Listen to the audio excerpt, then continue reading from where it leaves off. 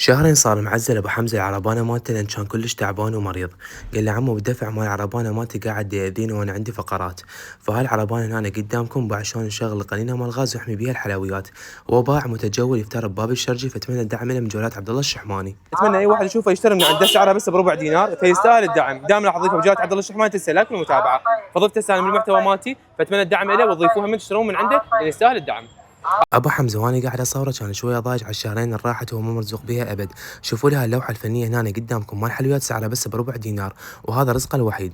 فاي واحد مقتدر من المتابعين مالتي اتمنى يرسل له الدعم عن طريق بطاقه الكيل، احط لكم الرمز مالتها، وان شاء الله رب يوفق الجميع ويرزقه على فعل الخير. طبعا هنا قدامكم مال ابو حمزه، بيها اطيب الحلويات موجوده، واسعارها كلش تنافسيه ورخيصه، سعرها بس بربع دينار. مو حجي بس بربع. وين انت مكانك متواجد؟ يعني هسه جولاتك وين تصير جولاتك مال العربانه؟